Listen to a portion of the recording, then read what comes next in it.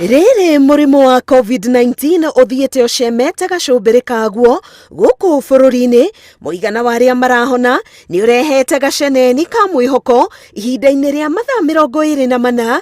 Ruhonge rwa ugima wa mwiri rukianirira ati arwaru 1062 ni mahonete. Minista wa ugima wa mwiri Mutahi Kagwe augite 983 hari acio ni aria makoretwo makihonera micii-ini, nao 79 maumite thibitari-ini citiganite.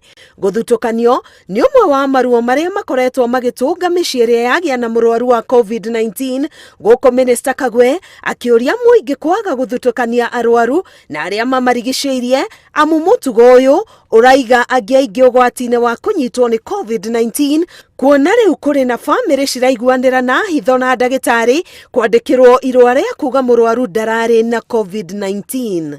Let's just be honest. This person has passed because anybody can die of it. So because of that fact, let us all be honest, and there should be absolutely no reason why a doctor should issue a negative certificate to a positive death so that the death can be a normal burial to remove stigma. Icera-ini riake kaunti-ini ya Kisumu guthurima mitaratara iria gathikitwo mathibitari-ini ya kung'ethanira na COVID-19, Kagwe ni atugeirie kaunti ino ni kwandandura mathomo ma COVID-19 kuri afitha a borithi. Level, sir, we have over 2,900 community health workers sensitized on COVID-19 and further 48 trained on home-based isolation.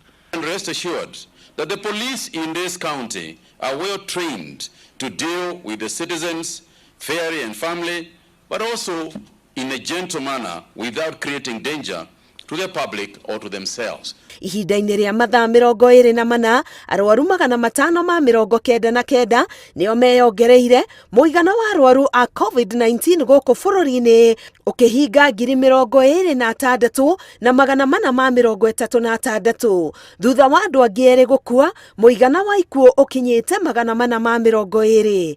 Muigana wa aria mahonete riu ukinyite 12,961. Ngiribotera Inooro TV, Getwa Karo Kenyugo Mwaura.